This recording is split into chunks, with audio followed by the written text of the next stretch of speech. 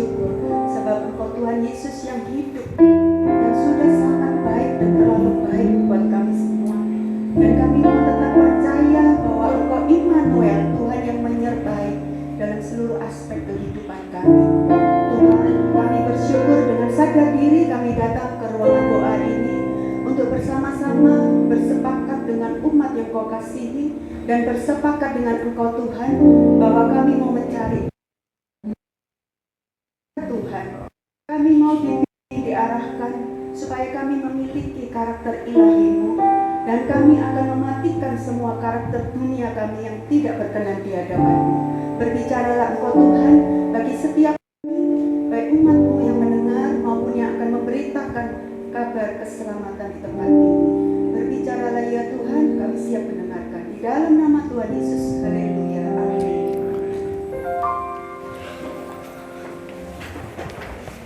Selamat pagi. Terima kasih ya atas kesempatan yang diberikan.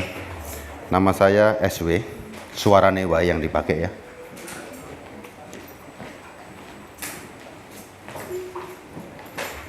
Kita langsung aja ya. Saya boleh bebas bicara ya di sini ya. Sebebas-bebasnya, nggak ada sakit hati ya. Nggak ada ya. Lebih enak khotbah yang ada di keinginan hati saudara tentang apa yang di hati saudara atau sesuai dengan firman?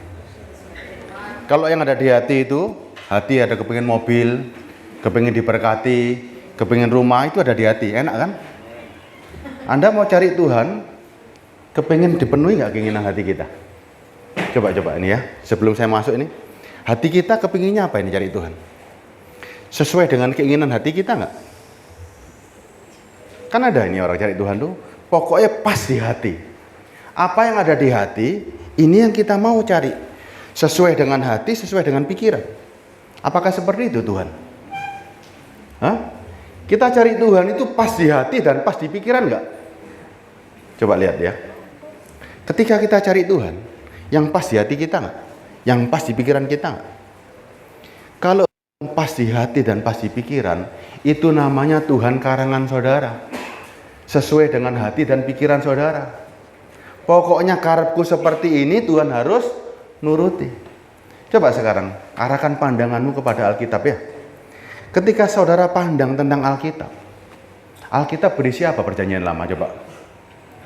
Alkitab mulai perjanjian lama Kejadian sampai Maleaki, yang saudara baca kira-kira apa 5 kitab pertama ini? Kejadian, Keluaran, Bilangan, Imamat, Ulangan, Yosua, kira-kira apa yang saudara pandang di sana? Perjanjian lama yang saudara pandang apa kira-kira? Coba, saya pengen tahu dulu nih. Apa Pak kira-kira Pak yang dipandang nih? Ketika saudara mandang kitab ini, apa yang saudara cari kira-kira? Kita cari apa di Alkitab ini? Cari apa ini? Cari sesuatu kan pasti kan? Saudara cari sesuatu kan di Alkitab? Betul ya? Kita cari apa di Alkitab? Ada orang cari mujizat. Mau? Ada orang cari berkat. Mau? Setuju ya? Yang hari ini dikhotbahkan kan semua orang cari mujizat. Setuju ya? Cari berkat yang dijanjikan. Kita coba deh ya. Perjanjian lama deh. Ulangan 28 ayat 1. Kita lihat dulu ya.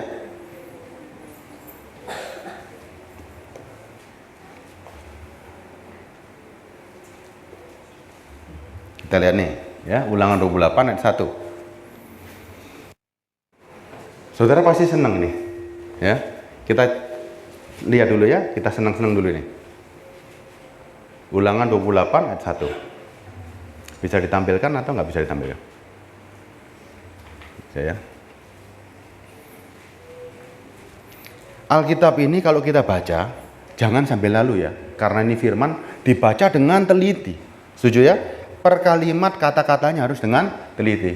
Pak Ferry harusnya juga harus dengan teliti juga nih. Ayo.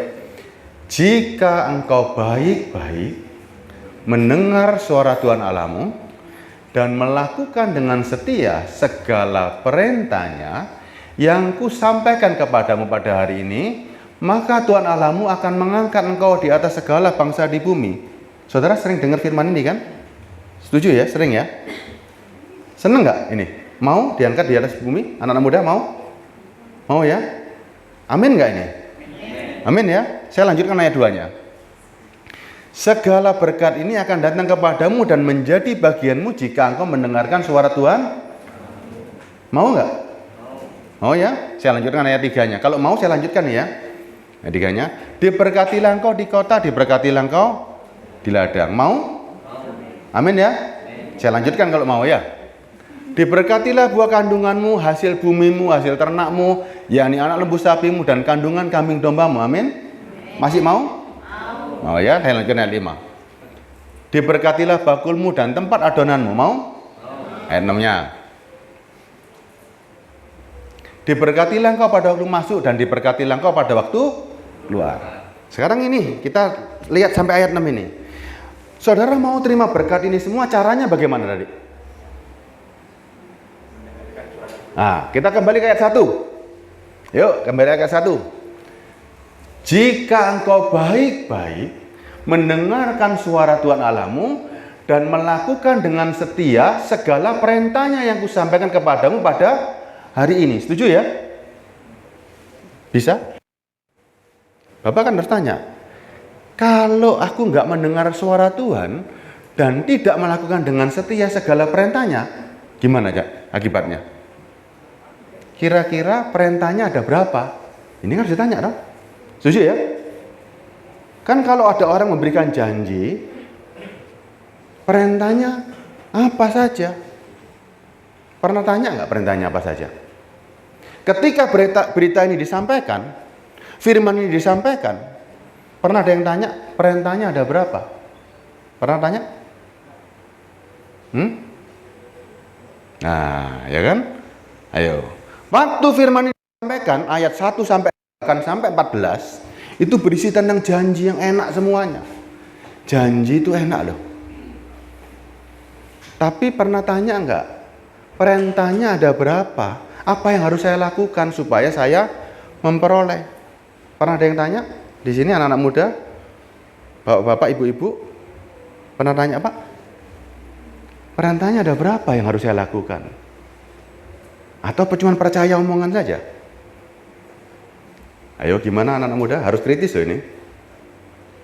Untuk memperoleh berkat tadi, kan ini tadi, jika engkau baik-baik mendengarkan suara Tuhan ada di firman. Melalui ini tadi, melakukan dengan setia segala perintah. Pernah tanya enggak perintahnya ada berapa? Ayo. Perintahnya ada berapa? 10. Cuman itu tok? Cuman 10 tok? Ada berapa Pak Ferry? Bapak pengajar loh, sering kali di radio loh, dengarkan rohani loh. Perintahnya ada berapa? Ayo. Ini kalau meleset gimana nih? Kan harus tanya, ada janji yang begitu hebat. Kalau meleset bagaimana? Kan firman bisa dirubah nggak ini? Nggak bisa.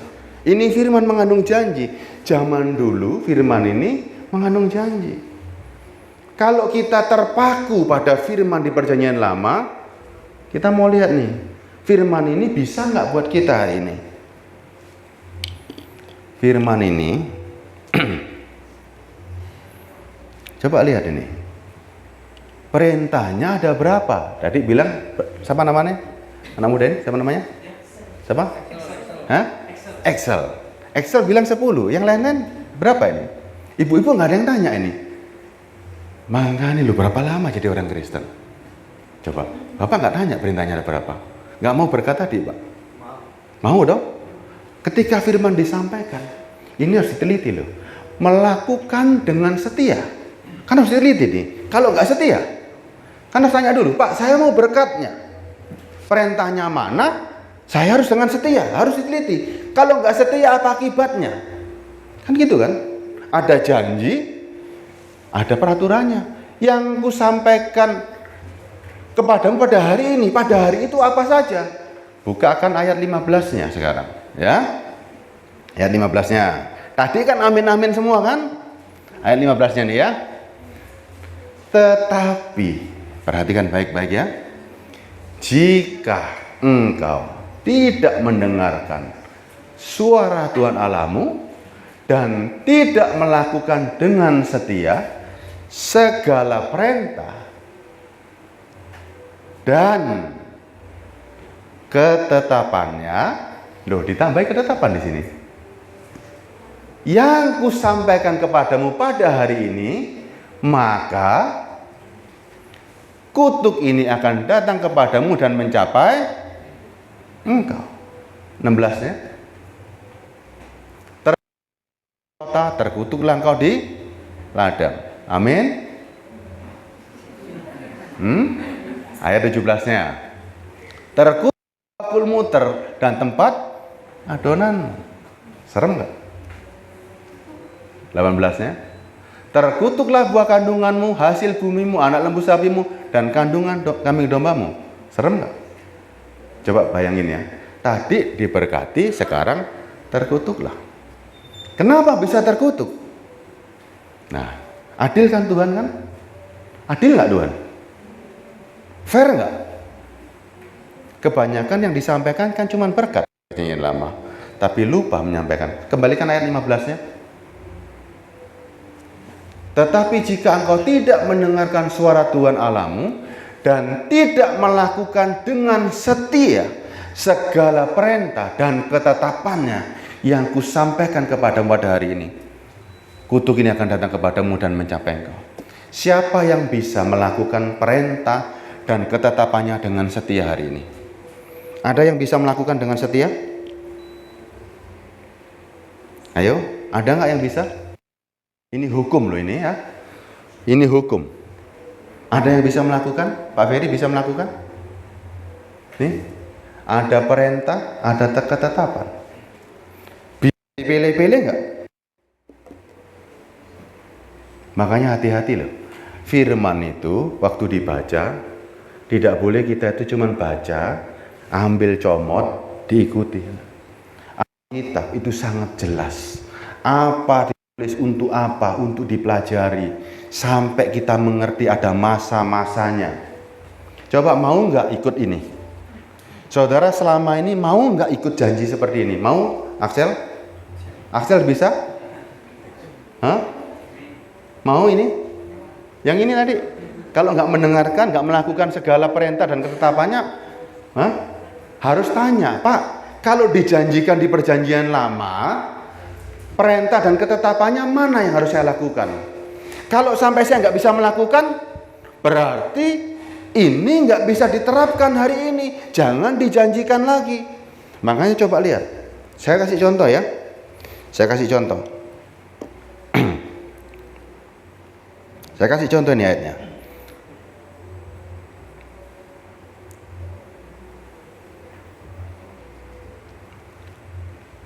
Imamat 19 ayat 27. Ini masuk menjadi ketetapan dan peraturan, ya. Imamat 19 ayat 27. Saya kasih dua contoh saja. Imamat 27.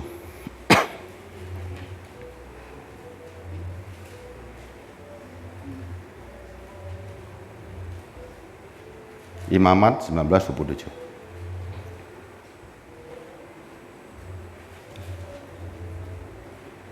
Sudah ketemu? Imamat 19:27.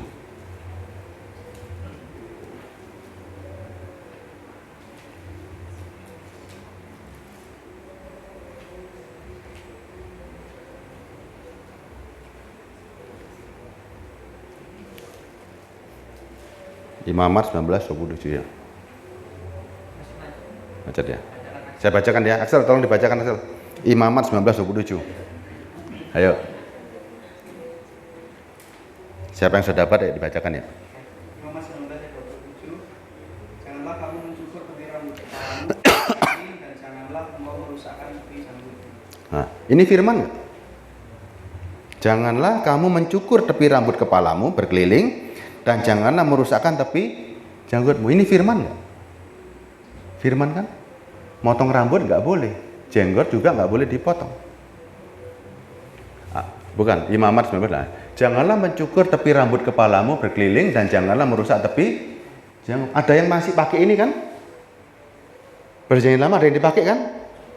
Orang Yahudi masih begini loh. Rambutnya gondrong-gondrong dan jenggotnya tetap tumbuh. Dipakai kan? Di sini nggak ada yang pelihara jenggot yang panjang. Bapak jenggotnya dicukur rapi, bagus.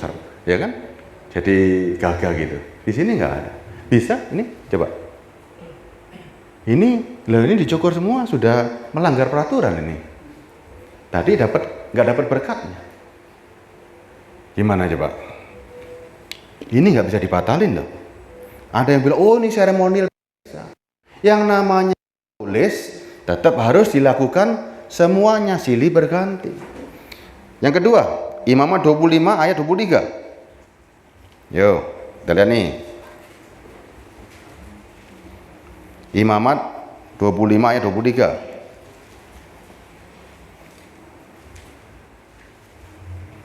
Imamat 25 ayat 23.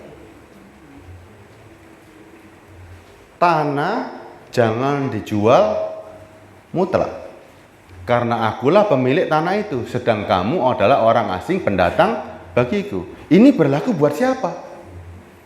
Kita? Ya ada yang pernah jual tanah? Ini bukan buat kita, ini buat orang Israel yang dapat tanah dari Tuhan. Kita pernah jual tanah, mati nih, kena di sini nih. Ayo coba, hukum-hukum begini ini nggak bisa diterapkan. Coba ada yang bisa nggak? Ada nggak para pengajar yang pernah meneliti hukum-hukum ini? Oh, yang angel-angel nggak bisa diterapkan, yang gampang-gampang diterapkan. Ulangan 4 ayat 1 coba. Ulangan 4 ayat 1. Ya.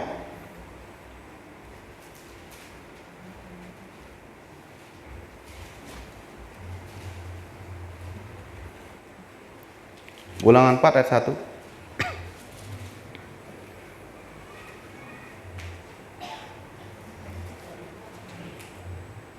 Ulangan 4 ayat 1 ya. Saya bacakan ya. Ulangan 4. Maka sekarang hai orang Israel, dengarlah ketetapan dan peraturan yang kuajarkan kepadamu untuk dilakukan, supaya kamu hidup dan memasuki serta menduduki negeri yang diberikan kepadamu oleh Tuhan Allah nenek moyangmu. Ayat 2-nya, janganlah kamu menambahi apa yang kuperintahkan kepadamu, jangan menguranginya. Dengan demikian kamu berpegang pada perintah Tuhan Allahmu yang kusampaikan kepadamu. Jangan nambahi, jangan kurangi. Kitab KUHP kita KUHP saja ya. Kitab KUHP ini ya, yang sudah tertulis, boleh nggak dikurangi, ditambahi? Boleh nggak?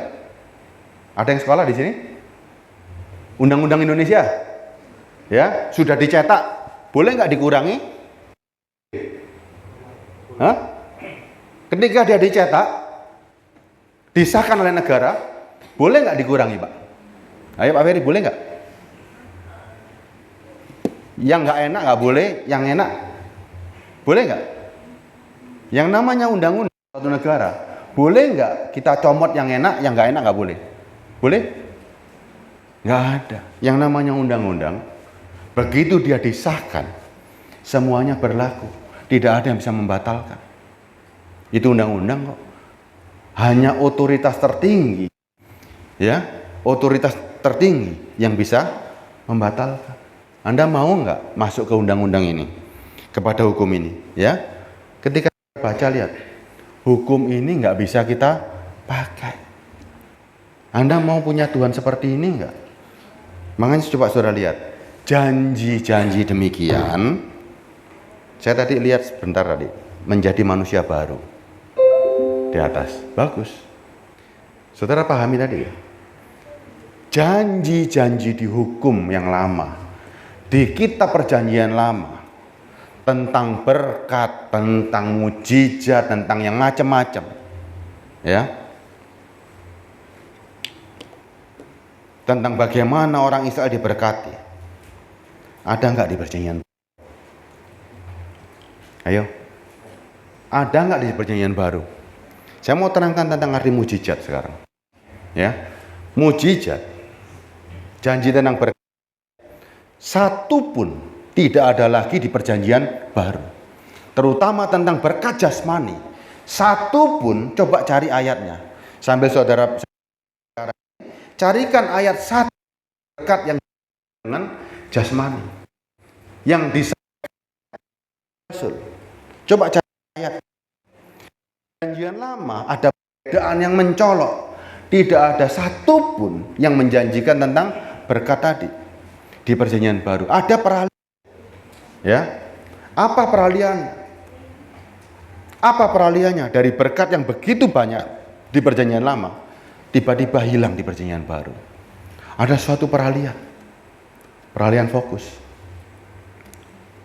Kemudian tentang mujizat. Apa arti mujizat? Pernah tahu arti mujizat? Pak Ferry tahu arti mujizat? Selama ini sering dengar khotbah kan? Orang sering kali kan diumbar-umbar yang namanya mujizat. Apa arti mujizat? Apalagi gereja menawarkan mujizat sebagai solusi. Tahu nggak arti mujizat? Coba kita lihat arti mujizat itu apa? Mujizat itu artinya melemahkan. Apa arti melemahkan? Zaman dulu Musa diutus Tuhan menghadap Fir'aun, disertai dengan mujizat supaya Fir'aun itu lemah. Apanya yang lemah? Pikirannya dilemahkan supaya percaya sama Musa. Dan nabi-nabi yang disertai dengan mujizat untuk melemahkan lawan bicaranya supaya percaya bahwa mereka disertai dengan Tuhan. Hari ini saudara percaya nggak kalau firman Tuhan ini adalah Allah? Saudara percaya kan Alkitab ini berisi mujizat? Saudara lihat mujizat nggak di sini? Lihat ya, lihat mujizat semua kan? Saudara percaya Yesus Tuhan nggak? Asal percaya nggak Yesus Tuhan? Waktu zaman dulu, Yesus melakukan mujizat untuk meyakinkan orang Yahudi bahwa Dia adalah Tuhan. Rasul-rasul juga disertai dengan kuasa dari Roh Kudus bahwa Yesus omongannya beneran, bahwa ketika Yesus terangkat ke sorga, Dia berikan Roh Kudus kepada murid-muridnya, dan murid-muridnya disertai dengan perbuatan-perbuatan, karena itu sesuai dengan firman. Dan kita membaca kisah itu, mereka melakukan mujizat, dan kita yakin. Semua yakin nggak Yesus Tuhan? Yakin kan? Perlu mujizat lagi nggak? Kalau semua sudah yakin, perlu mujizat lagi nggak? Perlu nggak? Perlu diyakinkan lagi nggak? Kalau perlu diyakinkan lagi, berarti saudara nggak yakin dengan firman ini. Mujizat itu sudah dinyatakan di firman ini. Dan Yesus sudah memberi hadiah dan mujizat terbaiknya. Saudara sudah terima mujizatnya? Sudah terima nggak? Apa mujizatnya? Ayo. Hah? Apa? Sehat. Sehat, semua orang sehat ya, di luar juga sehat. Hah? Dimenangkan dari apa? Hah? Katanya siapa? Semua orang juga di luar juga merasa enak-enak saja. Ayo coba sekarang ini kita tes ya. Seberapa kenal kita dengan Yesus ya? Apa yang membuat saudara sekarang? Kalau saudara kenal sama Yesus hari ini, perintah apa yang menyelamatkan saudara hari ini? Yuk, kita tes saja hari ini. Aksel kenal Yesus, Ferry kenal Yesus semua. Ayo kita tes saja, sedikit aja. Kita semua kenal Yesus. Perintah apa yang semua ini, kalau dibilang mujizat itu, kalau Dia Tuhan, semuanya pasti terima. Setuju ya? Namanya Tuhan pilih kasih nggak? Enggak, karena Dia Tuhan. Kalau Dia pilih kasih, berarti Dia enggak. Kalau Dia pilih kasih, Dia milih-milih. Kalau Dia Tuhan, kalau Dia memberikan sesuatu, pasti berlaku universal. Coba sekarang renungkan, kalau kita kenal sama Tuhan, setiap apa yang Tuhan omongkan kita lakukan enggak? Kalau Dia Tuhan, setiap Dia ngomong, kita pasti lakukan kan? Apa perintah Tuhan yang kita lakukan hari ini? Ayo. Dan itu menyelamatkan loh. Ayo. Coba. Apa kira-kira? Perintah apa yang menyelamatkan? Nyapu-nyapu? Perintah apa yang menyelamatkan kira-kira? Ini yang harus saudara kejar loh. Apa kira-kira ini? Apa ya kira-kira ya?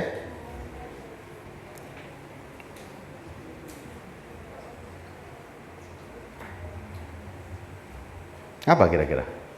Apa Bu? Perintah yang menyelamatkan.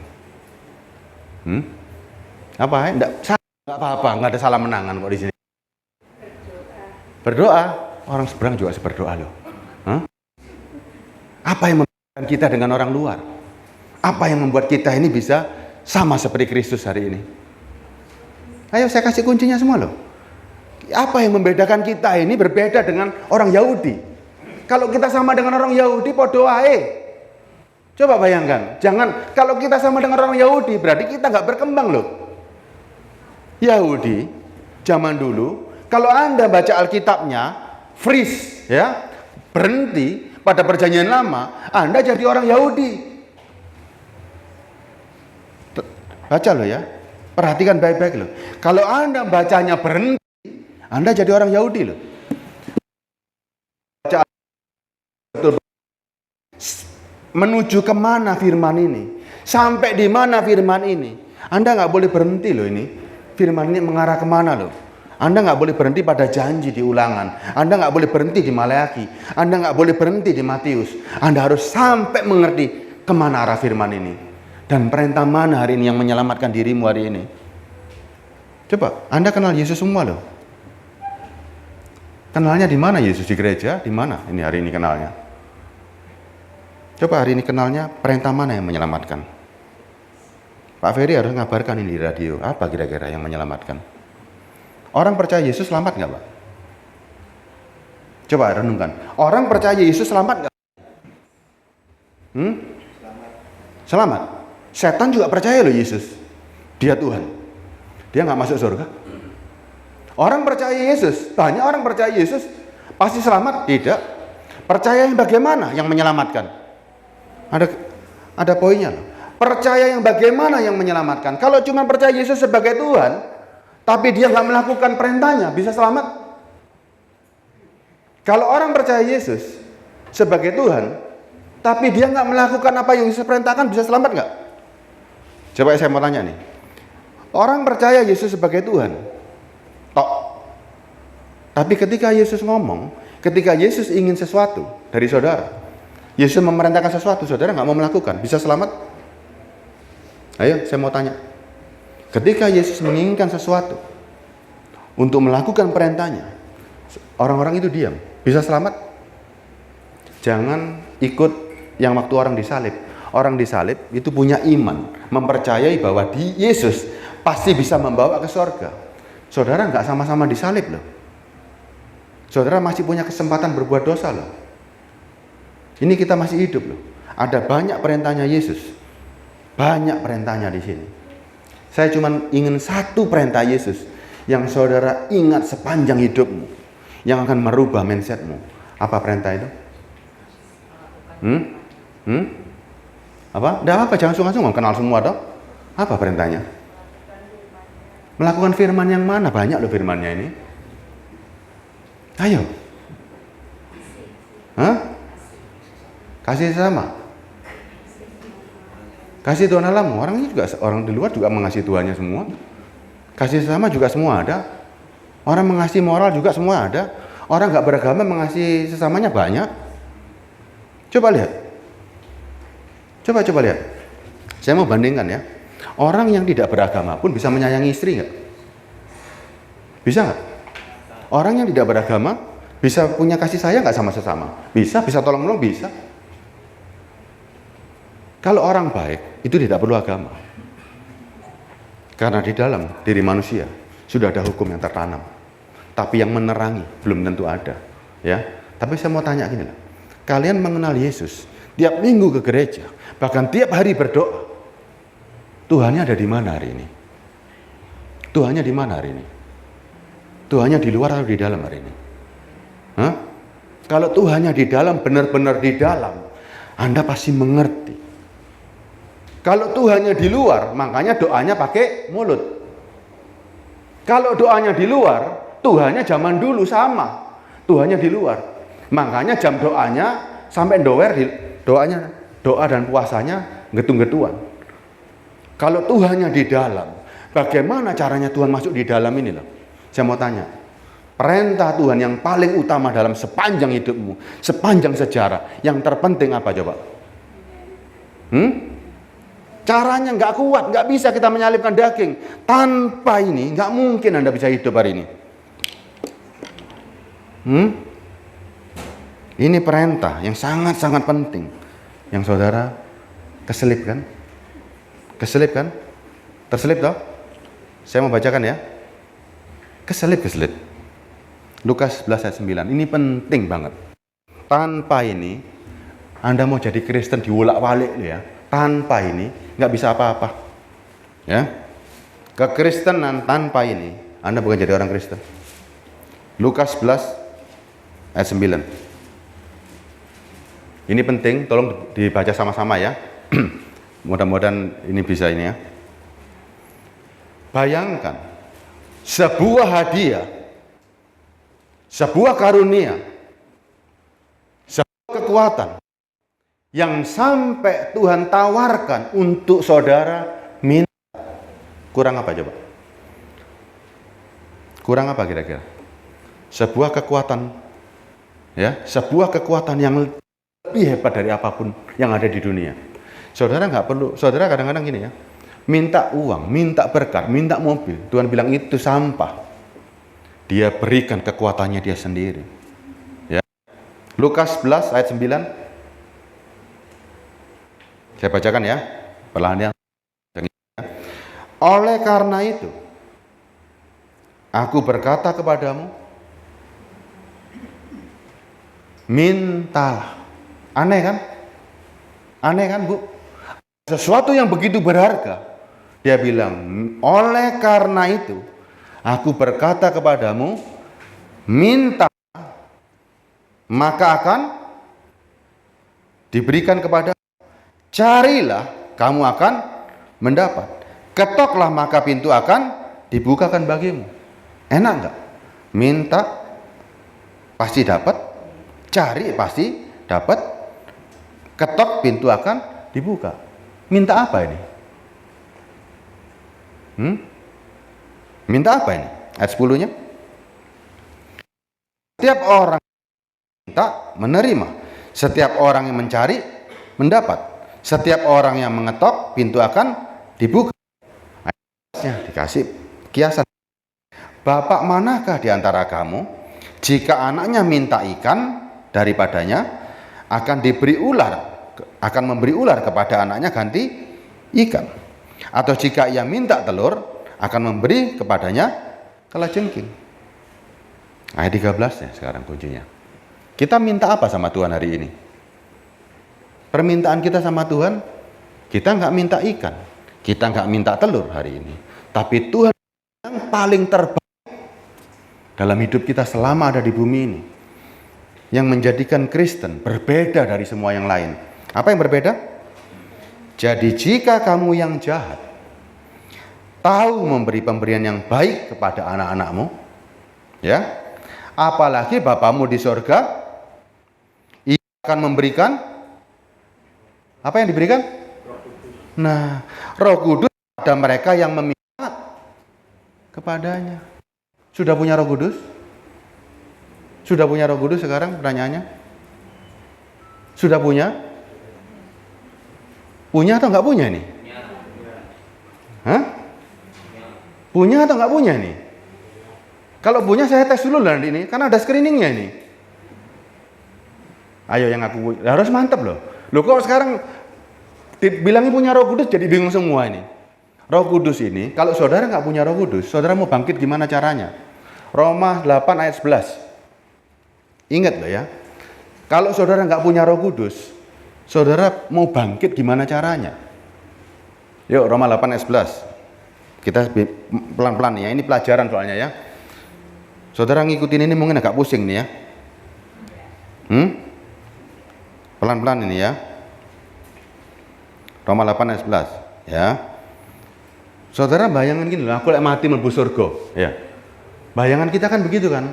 Kalau saudara nggak punya Roh Kudus, mati masuk surga, bangkitnya gimana caranya? Ya, Roma 8 ayat 11 saya bacakan ya. Dan jika roh Dia yang telah membangkitkan Yesus dari antara orang mati diam dalam kamu, maka Ia yang telah membangkitkan Kristus Yesus dari orang mati akan menghidupkan juga tubuhmu yang fana oleh rohnya yang diam dalam kamu. Nah, paham ya? Kalau Roh Kudus ada dalam diri kita, baru kita bisa bangkit dari kematian. Kapan kita punya Roh Kudus? Waktu kita mati atau waktu kita hidup? Waktu kita mati atau waktu kita hidup? Waktu mati atau waktu hidup? Waktu hidup. Sekarang saya tes nih. Ayat 6-nya. Naikkan ayat 6-nya. Ayat 6-nya. Ya. Kita tes. Semua punya Roh Kudus nggak? Punya ya? Kita tes ya. Naikkan ayat 6-nya sedikit. Roma 8 ayat 6. Karena keinginan daging adalah maut, tetapi keinginan roh adalah hidup dan damai sejahtera. Ya, ada keinginan daging yang berujung kepada maut, tetapi keinginan roh adalah hidup dan damai sejahtera. Naikkan satu lagi yang ayat 5-nya. Apa itu keinginan daging? Naikkan satu lagi.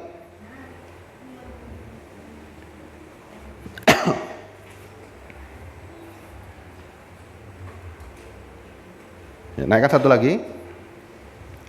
Sebab mereka yang hidup menurut daging memikirkan hal-hal yang dari daging. Mereka yang hidup menurut roh memikirkan hal-hal dari roh.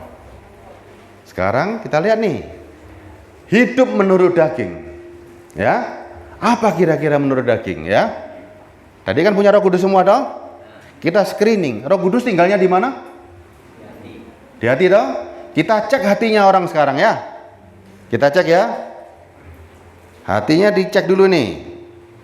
Mau yang di Galatia atau yang di Markus nih ngeceknya?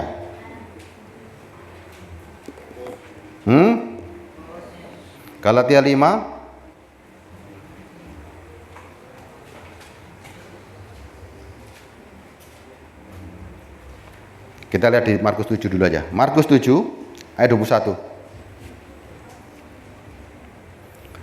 Markus 7 ayat 21. Kita screening dua ya. Markus 7 sama nanti Galatia 5 ya. Tadi hatinya yang punya Roh Kudus semua ini saya percaya tadi ya. Saya percaya loh ya. Tapi kita screening ya hasil ya. Boleh ya? Kan masih hidup nih, belum terlambat ya. Kita ya. Orang-orang di sini punya Roh Kudus semua ini kita screening nih, cek nih. Apa kata firman? Sebab dari dalam hati, dari hati orang, bukan sapi ya, dari hati orang timbul segala pikiran jahat. Ada pernah pikir jahat di sini?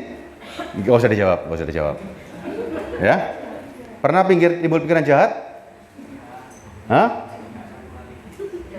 Loh, kalau ada Roh Kudus mungkin nggak timbul pikiran jahat? Gak usah dijawab ya. Kalau dalam hati kita masih timbul pikiran jahat, Roh Kudus yang mana yang mikir? Ya? Nah, percabulan. Nah kan, ini ada masih ada pencurian, pembunuhan, perzinahan, keserakaan, kejahatan, kelicikan, hawa nafsu, iri hati, hujat, kesombongan, kebebalan masih pernah nggak muncul dari hati kita? Masih ada serakah nggak hati kita? Masih? Kalau ini boleh saya tanya? Kadang-kadang. Nah, Roh Kudusnya Roh Kudus yang mana tadi? Ini mumpung kita hidup loh ya. Mumpung kita hidup loh. Masih bisa serakah. Masih ada kejahatan.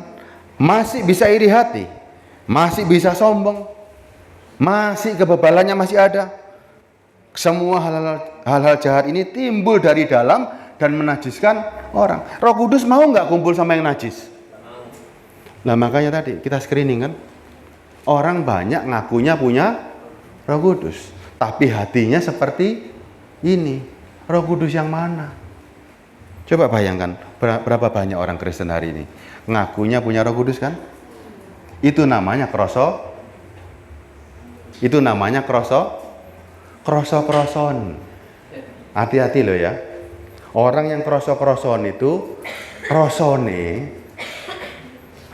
pasti mlebu surga. Padahal hatinya seperti ini. Roh Kudus yang mana yang punya seperti ini? Coba bayangin. Coba. Hah? Makanya Pak, bahaya nggak? Banyak nggak hari ini orang Kristen yang ngakunya punya Roh Kudus, hatinya kayak gini loh isinya. Coba bayangin di gereja, miris nggak hari ini?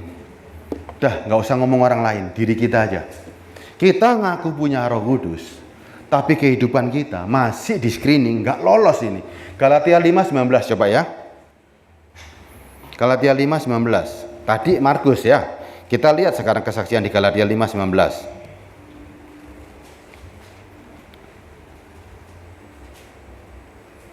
Ini lebih teliti lagi nih. Perbuatan daging telah nyata, yaitu percabulan. Percabulan itu mix antara spiritual dengan jasmani. Kecemaran, hawa nafsu, ya. 20-nya penyembahan berhala. Sihir, ini nih kalau saya teliti satu-satu saya jelasin nggak nyampe waktunya ini. Sihir itu, ya tadi, mujizat yang dijadikan solusi di gereja, ya. Perseteruan, perselisihan, iri hati, amarah, kepentingan diri sendiri, percederaan, roh pemecah, kedengkian, kemabukan, pesta pora dan sebagainya. 21. Terhadap semuanya itu kuperingatkan kamu, seperti yang telah kubuat dahulu, bahwa barang siapa melakukan hal demikian, ia pasti akan mendapat kerajaan sorga. Apakah begitu bunyinya? Enggak kan? Orang yang melakukan itu tadi tidak akan mendapat bagian dalam kerajaan. Makanya perhatikan loh. Anda kalau ngaku punya Roh Kudus, hatimu tidak ada yang namanya tadi itu loh. Oh enggak mungkin, saya masih hidup di dunia. Enggak mungkin. Apakah begitu bunyi firman? Benar enggak? Benar enggak kira-kira? Coba. Benar enggak bahwa orang yang punya Roh Kudus? Waktunya habis ya? Tes. Oh, udah. Benar enggak bahwa orang yang punya Roh Kudus pasti masih bisa berbuat dosa? Ayo kita tes ini. Sebentar aja ya, 10 menit ini selesai kok. Nih ya tandanya orang punya Roh Kudus ya. Kita cek ini. Tidak boleh lagi kroso-kroson ya. Tidak boleh merosot punya Roh Kudus. Kesaksian 2 orang baru sah ya. Kekristenan mengajarkan bahwa 2 orang baru sah. Anda nggak boleh ngaku punya Roh Kudus. Anda harus bisa rosoh dan dirasakan sama orang lain ya. Ketika Anda mengaku punya Roh Kudus, harus bisa dirasakan oleh orang lain dan sekitarnya. Makanya Kristus selalu bicara begini kan, menjadi terang dan garam ya. Garam itu bisa dilihat, kalau nggak dirasakan nggak terasa asinnya. Terang juga begitu, dirasakan, dilihat oleh orang lain. Ini tandanya Anda punya Roh Kudus. 1 Yohanes 2 ayat 3. Yuk kita cepat ya, waktunya mepet nih. Kurang berapa menit nih?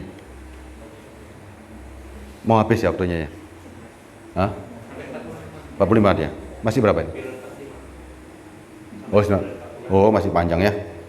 Terus main lagi dong. 1 Yohanes 2 ayat 3. Ingat ya, hati tadi harus benar-benar bersih. Dan tanda orang punya Roh Kudus adalah ini, 1 Yohanes 2 ayat 3. Dan inilah tandanya bahwa kita mengenal Allah, yaitu jikalau kita menuruti perintah-perintahnya. Barang siapa berkata aku mengenal Dia, pendusta, dan di dalamnya tidak ada kebenaran. Ayat 5-nya, tetapi barang siapa menuruti firman-Nya, di dalam orang itu sungguh sudah sempurna kasih Allah. Dengan itulah kita ketahui bahwa kita ada di dalam Dia. Ayat 6-nya, barang siapa mengatakan, ayat 6-nya, Barang siapa mengatakan bahwa ia ada di dalam dia, ia wajib hidup sama seperti Kristus telah hidup. Ingat ya, tanda yang pertama orang punya Roh Kudus, hidupnya wajib seperti Kristus telah hidup. Apa arti wajib hidup seperti Kristus? Secara mental itu sama seperti Kristus. Yang paling utama adalah mentalnya seperti Kristus. Ya, kalau mentalnya, pikirannya seperti Kristus, sudah selesai. Ingat ya, Yesus tidak pernah takut menghadapi dunia. Yesus tidak pernah tergoda dalam dosa. Mentalnya orang Kristen, kalau dia punya Roh Kudus seperti Kristus, apapun dia tidak pernah keder. Ya, dan Kristus tidak pernah memikirkan apa yang dipikirkan oleh dunia. Kristus pikirannya selalu pada keselamatan, pada kekekalan. Kristus tidak pernah peduli dengan dirinya dia. Kristus akan membawa kita menuju pada kerajaan sorga. Yang kedua, ayat 15 ya.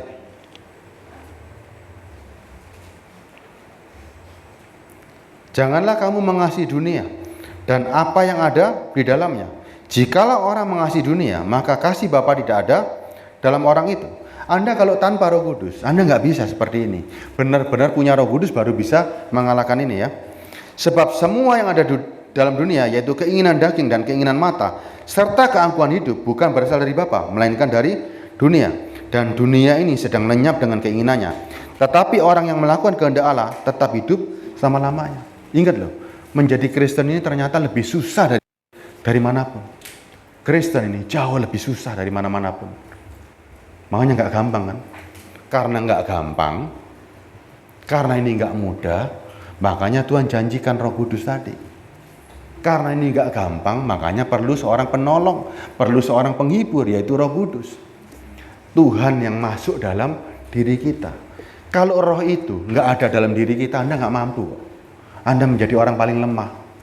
Karena ada Roh Kudus, Anda menjadi super power, menjadi sangat kuat.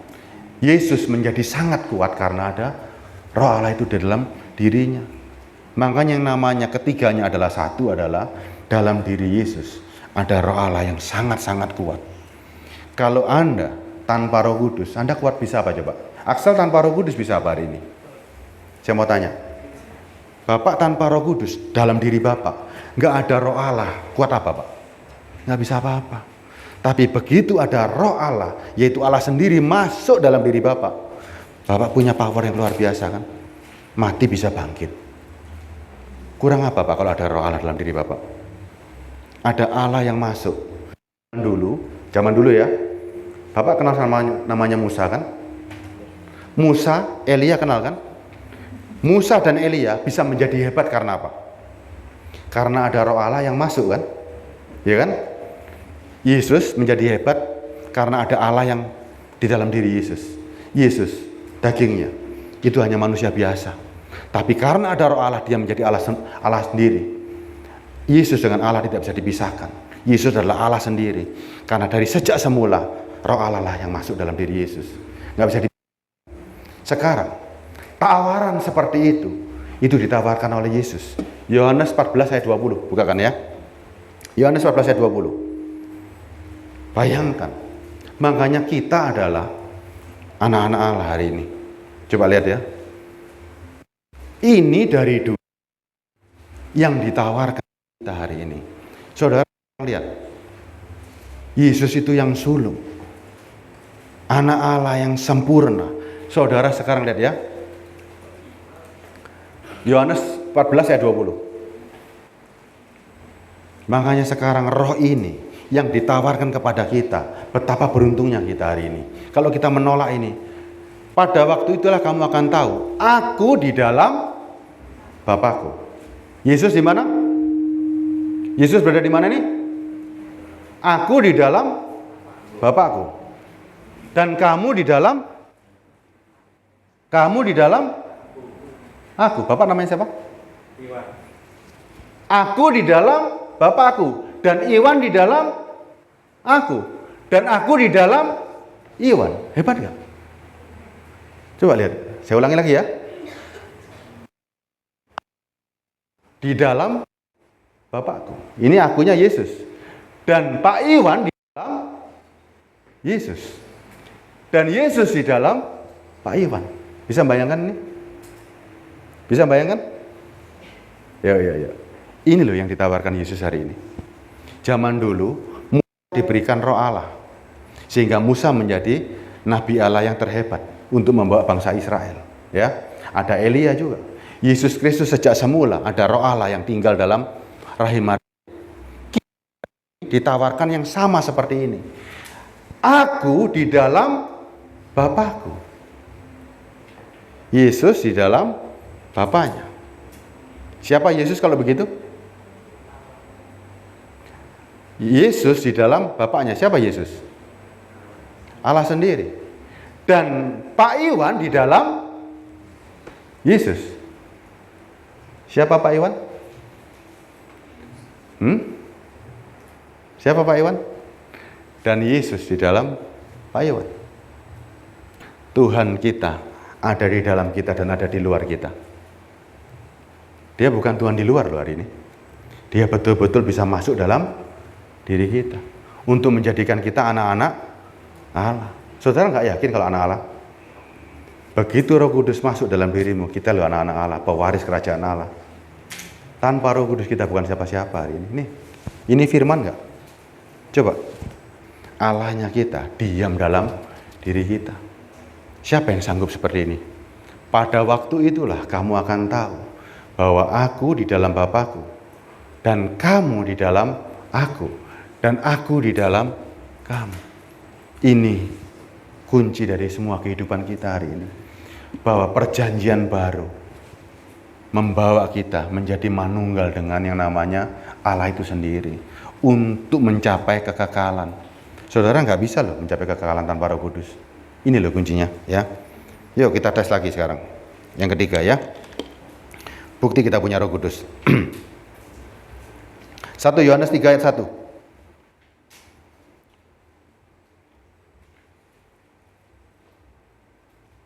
Kita kan tadi masih belum yakin teman, kita anak-anak Allah ya.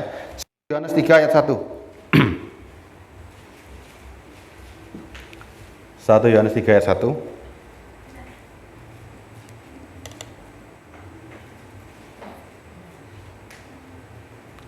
Nih, ya, lihat ya. Lihat Pak Iwan, betapa dahsyatnya Tuhan kita, Pak.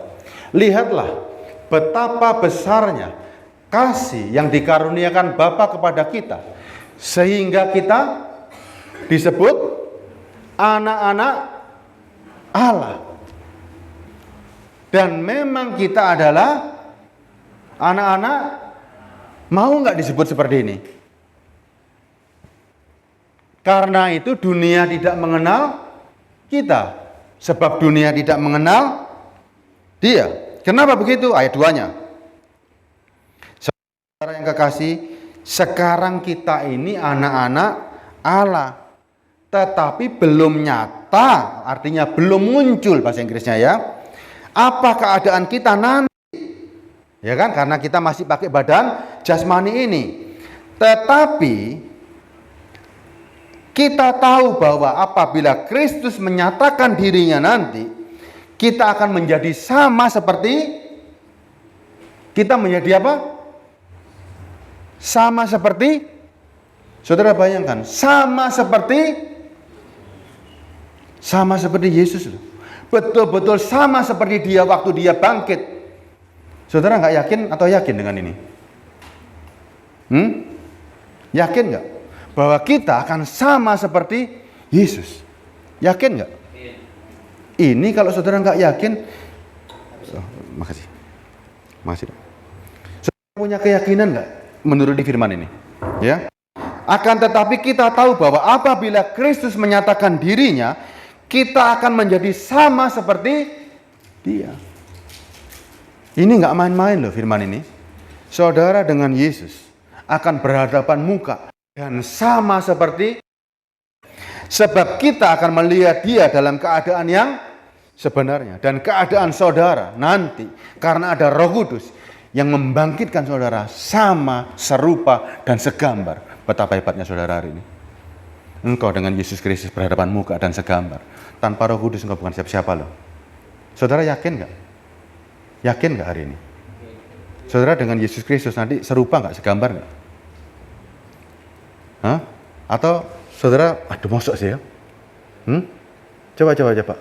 Firman ini bunyinya gimana? Gimana Pak Gembala firman ini bunyinya? Saya ulangin ya. Saudara-saudara yang kekasih, sekarang kita adalah anak-anak, tetapi belum nyata apa keadaan kita kelak. Maksudnya belum nyata, bahasa Inggrisnya appear, belum nampak. Akan tetapi kita tahu bahwa apabila Kristus menyatakan dirinya, nanti waktu kedatangan kedua, kita akan menjadi, jelas nggak? Menjadi sama seperti Dia. Kalau menjadi sama ini berarti ada perbedaan nggak? Tidak ada perbedaan. Apa yang membuat kita tidak berbeda? Sama-sama memakai tubuh kemuliaan, sama-sama punya Roh Allah yang diam dalam diri kita. Makanya Yesus Kristus adalah gambar yang sempurna dari kita nantinya. Sebab kita akan melihat Dia dalam keadaan yang sebenarnya. Mau kan? Untuk inilah kita datang ke gereja hari ini, untuk menerima keabadian dan keselamatan. Kita ini benar-benar sama loh, karena ada Roh Kudus tadi loh. Makanya jangan sia-siakan. Ayat 3-nya sekarang saya sambungkan ya. Untuk supaya bisa mencapai itu, makanya tanpa Roh Kudus kita nggak bisa kok. Setiap orang yang menaruh pengharapan itu, pengharapan apa? Sama dan serupa seperti Kristus. Menyucikan diri sama seperti Dia adalah suci. Ayat 4-nya, makanya orang-orang yang punya Roh Kudus, hatinya sudah pasti bersih. Kenapa? Karena keinginan hatinya adalah menyucikan diri terus. Ayat 4-nya, setiap orang yang berbuat dosa melanggar juga hukum Allah. Setiap dosa adalah pelanggaran hukum Allah. Dan kamu tahu bahwa Ia telah menyatakan dirinya supaya Ia menghapus segala dosa. Dan di dalam Dia tidak ada dosa. Kristus sudah menyatakan diri dalam hidup kita. Makanya kita sudah nggak bisa lagi berbuat dosa. Ayat 6-nya ya. Ayat 6. Setiap orang yang tetap berada di dalam Dia tidak berbuat dosa lagi. Dan setiap orang yang tetap berbuat dosa tidak melihat dan tidak mengenal Dia. Ini firman loh, nggak bisa dipelintir-pelintir. Kalau orang itu sudah berada dalam Kristus, dia tidak lagi bisa berbuat dosa dan tidak mengenal dosa lagi. Ya, tandanya orang punya Roh Kudus, hidupnya pasti seperti Kristus, menjauhi dosa dan tidak bisa jauh dalam. Oh, tapi nggak mungkin Pak, kita masih daging. Kalau ada yang bicara begitu, sudah dikasih firman juga ayat 7-nya, ya. Ayat 7-nya, anak-anakku, janganlah membiarkan seorang pun menyesatkan kamu. Barang siapa yang berbuat kebenaran adalah benar. Artinya jangan menyesatkan. Kalau ada orang yang ngomong bahwa itu nggak mungkin. Barang siapa berbuat kebenaran adalah benar, sama seperti Kristus adalah benar. Ayat 8-nya, poinnya. Barang siapa tetap berbuat dosa berasal dari iblis. Mau jadi anak Allah atau jadi anak iblis, itu pilihan hari ini. Ya, tadi ada lagu kan, siapa yang bisa menjauhi dari Roh Tuhan? Ada yang bisa menjauh?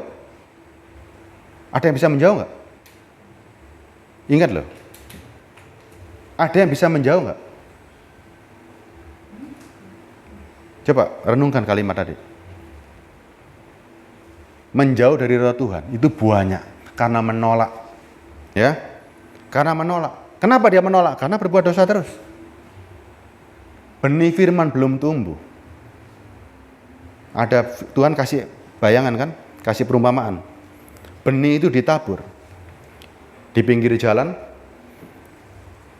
di tanah tandus, di tanah berbatu, dan di tanah subur. Ada 4 perumpamaan. Banyak orang ngakunya tanahnya subur semua kan? Nggak ada yang ngaku tanah tandus kan? Coba, ketika perumpamaan ini dikeluarkan, siapa yang bilang tanahnya ngaku, aku tanahku tandus? Ada yang berani ngomong begitu? Pasti ngakunya tanah subur semua. Padahal banyak orang yang benihnya itu di pinggir jalan. Ketika benih ditabur, diambil sama iblis. Tapi ngakunya ada benih. Nggak. Iya kan? Coba tanya di teman-temanmu. Tanya semua orang, hatimu itu tanah subur atau tanah tandus? Pasti jawabnya Kira-kira gimana Pak Iwan? Kalau ditanya sama orang, hati kita tanah yang subur atau tanah tandus? Subur. Nggak ada yang tanya bilang, oh ini pinggir jalan, nggak ada. Pasti ngakunya tanah subur. Tapi Yesus kasih 4 perumpamaan. Pinggir jalan, tanah berbatu, tanah tandus, tanah berbatu, dan tanah subur. Banyak orang ini masih di pinggir jalan, benihnya diambil ya, hati-hati. Saya nggak lanjut tentang itu. Saya lanjut tentang ini ya. Ayat 8 ya. Barang siapa tetap berbuat dosa berasal dari iblis. Sebab iblis berbuat dosa dari mulanya. Untuk inilah anak Allah menyatakan dirinya, supaya ia membinasakan perbuatan-perbuatan iblis itu. Ayat 9 ya. Ya, kuncinya ya. Setiap orang yang lahir dari Allah tidak berbuat dosa lagi. Sebab benih ilahi tetap ada di dalam dia. Ia tidak dapat berbuat dosa karena ia lahir dari Allah. Ini firman ya. Jadi orang-orang Kristen, jemaat-jemaat Tuhan yang dipenuhi Roh Kudus, Anda tidak mungkin bisa berbuat dosa kalau Roh Kudus diam dalam dirimu. Inilah yang akan membangkitkan diri kita. Ya. Bisa atau nggak bisa?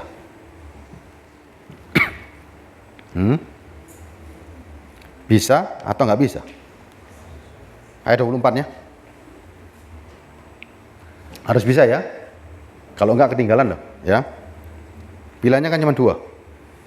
Anak Allah atau anak sebelah. Hidup kita cuma 2 tahun. Mau jadi anak Allah atau anak sebelah. Anak sebelah itu 1. Anak-anak surga atau anak-anak dunia. Pilihannya cuma itu toh. Ya, kalau enggak mau disebut anak setan, wis terlalu kasar ya. Cuma 2 toh, anak-anak surga atau anak dunia. Lebih keren mana? Itu pilihan saudara, ya. Keren mana kira-kira? Asal lebih senang mana ini? Anak surga atau anak dunia? Hah? Kalau Ferry Ali topan anak dunia ya? Lebih keren mana nih? Aku anak dunia atau anak surga? Ya. 1 Yohanes 3:24. Ya, jelas ya. Ciri orang punya Roh Kudus gak usah jauh-jauh, itu tadi. Ya. Kalau masih bisa berbuat dosa, masih mencintai dunia, masih dunia-dunia, kita dengan Roh Kudus dikasih pelajaran yang berharga. Roh Kudus itu roh dari Tuhan, bukan menjadikan kita tambah bodoh, ya. Roh Kudus, Roh Kudus yang dalam hati. Ketika Tuhan itu masuk dalam hati, cara doanya gimana? Ayo, kita perlu berdoa nggak? Perlu berdoa, ya. Berdoa itu perlu, puasa itu perlu, tapi bukan seperti dengan yang dahulu. Kalau dahulu puasanya kita 10 jam, doanya 10 jam sampai domble. Sekarang tidak lagi seperti itu. Sekarang doa kita jauh lebih ekstrim. Doamu sepanjang kamu hidup. Puasamu sepanjang kamu hidup. Bisa? Doa bisa Pak sepanjang kita hidup? Karena roh itu di dalam diri kita. Kita komunikasinya sepanjang kita hidup loh. Selama Axel hidup, selama Pak Iwan hidup, selalu berkomunikasi dengan Roh Kudus dalam pimpinannya dia. Bayangkan Pak, ada sesuatu yang begitu agung, begitu hidup, begitu mulia, diam dalam diri Pak Iwan. Dia diam dalam diri Pak Iwan. Pak Iwan kepo nggak kira-kira sama beliau yang di dalam ini? Ada raja, maharaja, maha kuasa, maha segala. Kira-kira kalau dia diam Pak di sini, kita bisa diam nggak kira-kira Pak? Ada sesuatu yang sangat penting dan dia hidup. Pasti kan kita pasti nggak bisa diam sendiri kan? Kita pasti melayani dia kan? Arti menyembah itu tunduk. Apapun yang dia mau, apapun yang dia ini, kita itu menyembah. Apapun yang dia perintahkan kita lakukan. Anda berdoa di dalam hati ini, menunjukkan sikap hidup kita akhirnya. Ini loh, karena ada pentingnya sikap hidupmu tercermin dari di sini nanti. Akan puasa untuk berhenti berbuat dosa, dan puasa orang Kristen, puasa untuk berhenti berbuat dosa sepanjang hidup, bukan puasa untuk makan dan minum, tapi puasa berhenti berbuat dosa seperti Yesaya 5:8 ya. Anda berdoanya sepanjang waktu, sepanjang hidup. Kalau doa yang biasa jasmani itu cuman untuk rutinitas biasa, tapi doamu yang intensif ada di dalam dirimu sendiri. Coba lihat ajaran Yesus di Matius 6. Cara berdoanya, tutup pintu, masuklah kamar. Artinya sangat tersembunyi. Yesus mengajarkan perubahan mentalnya. Kita bukan seperti orang dunia lagi. Cara berdoanya sudah. Nih, yuk kita baca ya. Sedikit aja. 1 menit ya, saya selesaikan ya. Matius 6. Ayat 5. Satu aja ini ya. Nanti datang lagi saya ajarin lagi ya. Matius 5 ayat 6. Matius 6 ayat 5. Ini doanya orang Surabaya sekarang harus berubah ya. Seperti yang doanya Yesus ajarkan. Matius 6 ayat 5. Matius 6 ayat 5. Yuk. Matius 6 ayat 5. Dan apabila kamu berdoa, ya, janganlah berdoa seperti orang munafik. Gimana caranya? Mereka suka mengucapkan doanya dengan berdiri di rumah-rumah ibadat dan pada tikungan-tikungan jalan raya, supaya mereka dilihat orang. Aku berkata kepadamu, sesungguhnya mereka sudah mendapat upahnya. Upahnya ya dipuji sama orang, ya. Tetapi jika engkau berdoa, masuklah ke dalam kamarmu, tutuplah pintu, berdoalah kepada Bapamu yang ada di tempat tersembunyi. Maka Bapamu yang melihat yang tersembunyi akan membalasnya kepadamu. Di mana tempat tersembunyi? Di hati. Bukan di kamar, tapi di hati kita. Anda bisa berkomunikasi sama Bapak. Terus ayat 7-nya. Lagi pula dalam doamu, janganlah kamu, apa arti bertele-tele? Berulang-ulang. Seperti kebiasaan orang yang tidak mengenal. Kalau orang yang tidak mengenal Allah, doanya gimana? Orang yang doanya jam-jaman, biasanya diulang-ulang nggak? Anda doa 8 jam, 10 jam, 3 jam, pasti ngomongnya sama. Nih, mereka menyangka karena banyaknya kata-kata, doanya akan... Siapa yang suka doa seperti ini dulu? Coba. Siapa yang suka doa seperti ini? Tanpa sadar kan doanya seperti itu kan? Kita doanya sedang di dalam sini loh.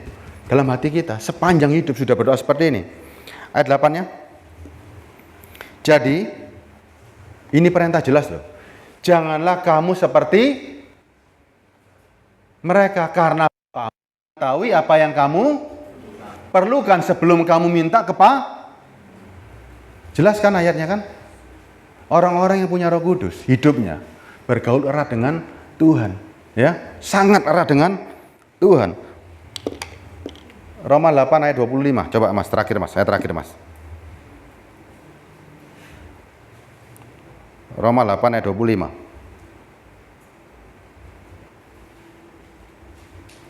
Oh, sorry, 26 ya. Roma 8 26. Nih ayatnya ya. Kenapa doa kita, Bapak itu sudah tahu ayat 26-nya?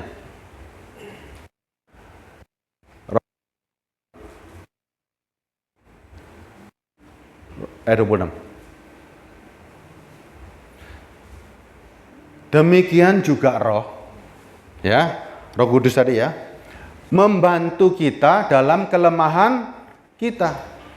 Kelemahan apa? Karena kita ini nggak ngerti sebetulnya cara berdoa itu bagaimana, gitu loh. Sebab kita tidak tahu sebenarnya harus berdoa.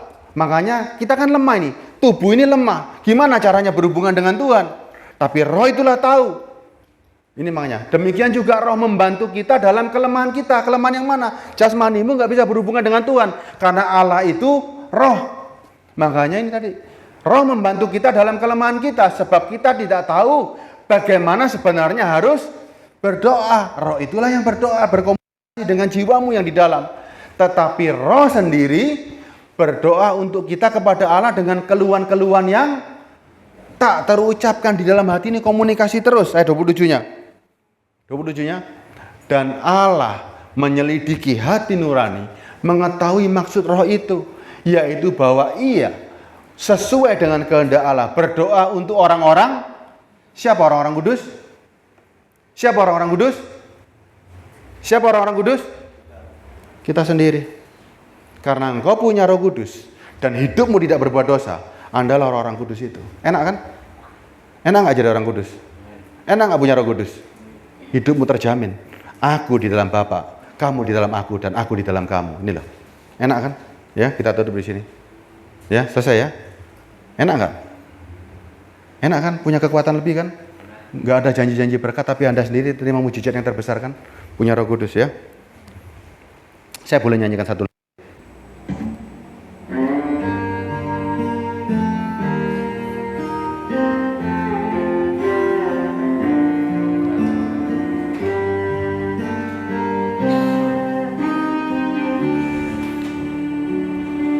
Jadi saya nyanyi. Jika aku Merasa sendirian, ada Roh Kudus yang diam di dalamku. Jika aku dalam kesukaran, ada Roh Kudus sebagai penolongku. Jika aku dalam kesedihan, ada Roh Kudus yang menghiburku. Jika aku dalam kelemahan, ada Roh Kudus yang berkuat.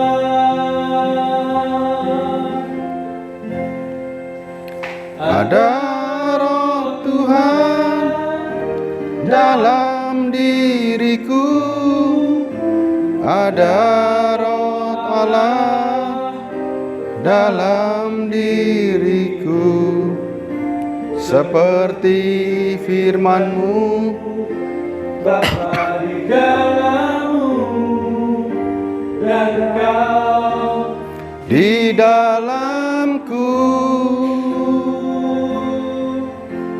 Sungguh sempurna penyertaan-Mu Tuhan, sungguh sempurna penyertaan-Mu Tuhan.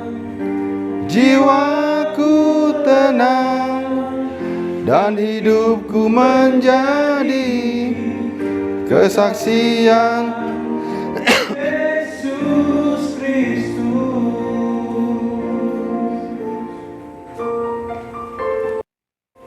Bapa di surga, terima kasih atas segala kasih-Mu Tuhan. Engkau memberi pemberian yang terhebat sepanjang masa Tuhan. Kami yang menjadi seperti Engkau. Ketika Roh Kudus yang Kau janjikan diam dalam diri kami Tuhan, itulah yang menjadi penolong seumur hidup kami Tuhan. Terima kasih ya Bapa.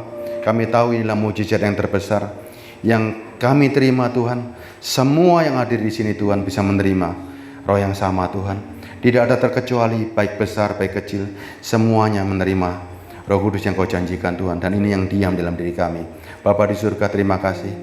Engkau memberikan karunia terhebat sehingga kami tidak memerlukan lagi yang namanya mujizat atau apapun Tuhan. Karena kami yakin bahwa Engkau-lah Tuhan satu-satunya juru selamat kami. Hanya dengan Roh Kudus-Mu ini Tuhan, karunia terbaik, pemberian yang terhebat sepanjang masa, sehingga kami menjadi sesuatu yang lain. Kami melihat Tuhan yang begitu hebat. Kami tidak terpaku Tuhan kepada cerita-cerita yang lama, tapi kami mengupdate semuanya Tuhan, dan kami mengikuti firman-Mu, dan kami tahu fokus mana yang terpenting dalam kehidupan kami, mana yang menjadi sangat terpenting ketika kami mengejar keselamatan Tuhan. Semuanya Kau tambahkan. Bukan yang fana yang kami cari, tetapi keselamatan inilah yang kami kejar. Hidup kami singkat Tuhan. Kami tahu apa artinya hidup ini Tuhan. Ketika kami mengerti Tuhan bahwa semuanya di bumi ini telah Kau sediakan kepada kami semuanya. Kau beri kami akal budi untuk mencari Tuhan yang namanya untuk jasmani kami. Kau beri kami kepandaian untuk mencari apa yang namanya kehidupan kekal. Terima kasih Bapa, Engkau yang memberi kami keseimbangan. Engkau memberi kami Roh Kudus supaya kami mengerti apa yang kami gunakan untuk jasmani, kami lakukan dengan jasmani kami. Apa yang terpenting bagi rohani kami akan kami gunakan semaksimal mungkin, yaitu dengan Roh Kudus-Mu Tuhan. Kami ingin mencapai kekekalan, kami ingin mencapai surga-Mu Tuhan. Terima kasih Tuhan atas Roh Kudus-Mu, pemberian yang terhebat sepanjang masa. Terima kasih Tuhan. Hanya dalam nama-Mu kami titipkan jemaat-Mu di sini Tuhan, supaya digembalakan dengan baik hingga kami bertemu muka dengan muka bersama-Mu. Terima kasih Yesus. Haleluya. Amin.